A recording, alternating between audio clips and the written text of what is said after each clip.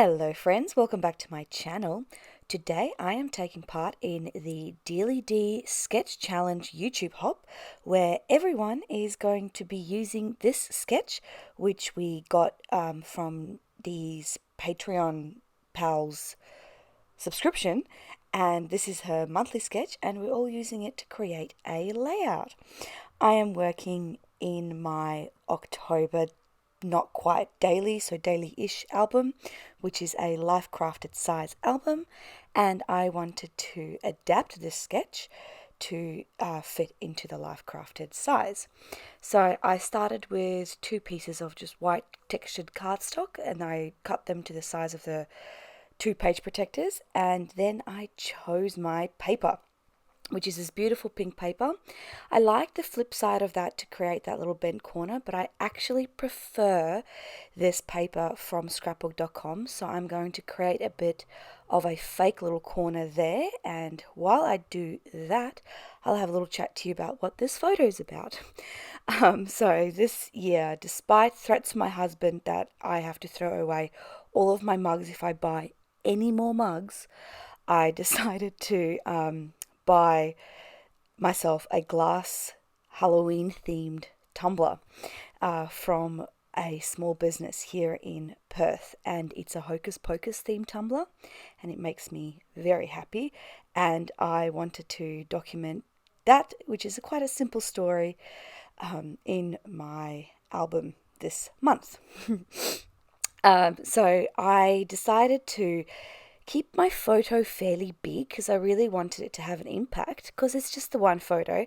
So in terms of the scale of this sketch, my photo is much bigger than that particular scale, but I still like how it turned out because I basically just reduced my title down in size, and I decided not to have my title run over both pages. There is a distinct line in the middle, which you will see when I cut that down a little bit later. So I've backed that photo onto some white cardstock for a white border, and then the coordinating black cardstock, cardstock, what is it? Pattern paper. There we go. The pattern paper from the opposite side to bring that black over to the left. And then I'm also matting it on some starry vellum. I decided to do the little staples on that little fold, and then I'm just sticking everything down, all the main parts of my layout down. Once that's down, I feel comfortable separating these two parts of the layout, and I'm just going to cut that in half and punch my holes so that I know anything I do going forward, there is no overlapping those punched out holes. So I am moving on and I'm going to be building my little clusters here. There are 3 clusters in the sketch, but because I shrunk down my title so much to fit this layout, I actually make a bigger cluster in the bottom right hand corner, and then I keep the cluster on the top left hand corner relatively simple. So there is technically 4 clusters, but I felt that it worked better with that extra little cluster. Otherwise, I think that bottom area would have felt a little bit empty, especially considering how detailed and how embellishy the top right-hand corner is. I hope that made sense. So I am just digging through all of my Halloween ephemera and my cut part pieces and everything that I've got collected for this album, and I'm just going to start laying them out.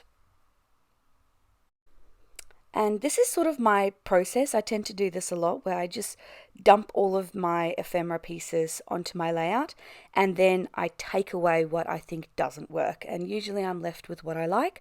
So it's a tried and true method for me.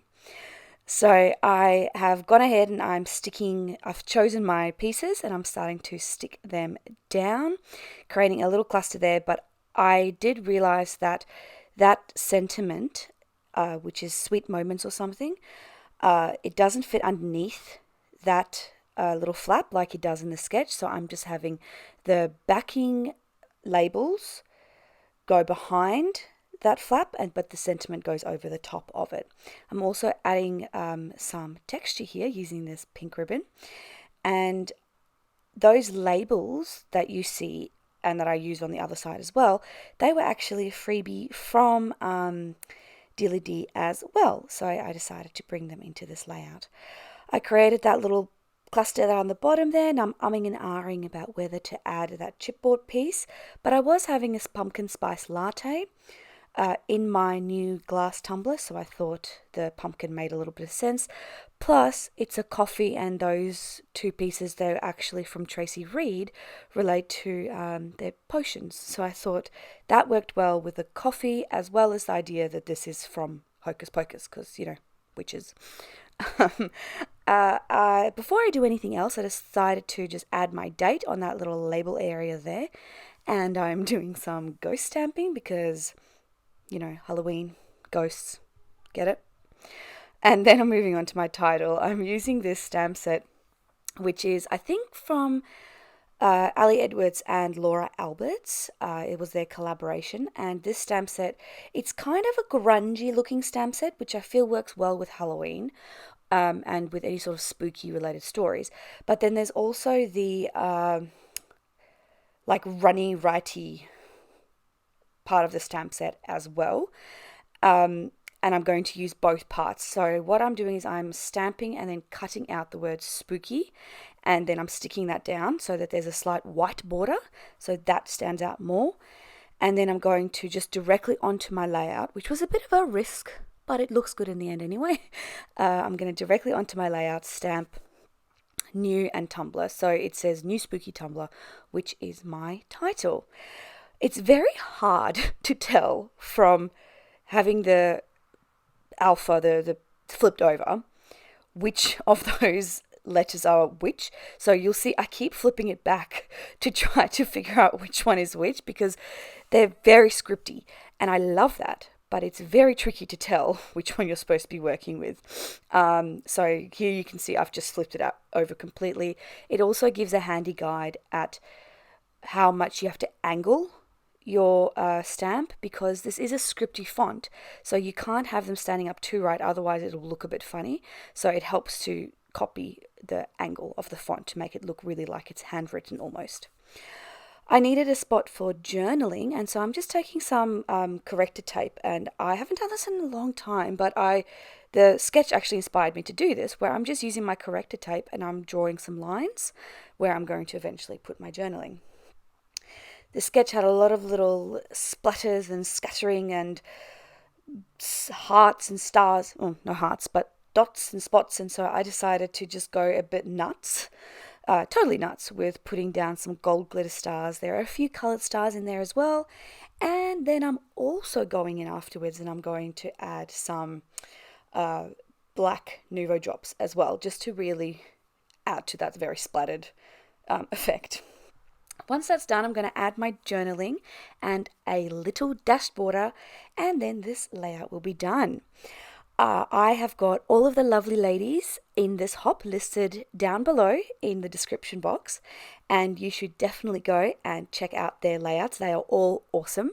I love how everyone interpreted the sketch and how everyone's style came shining through, even though a lot of us were actually working in the same size, being Halloween.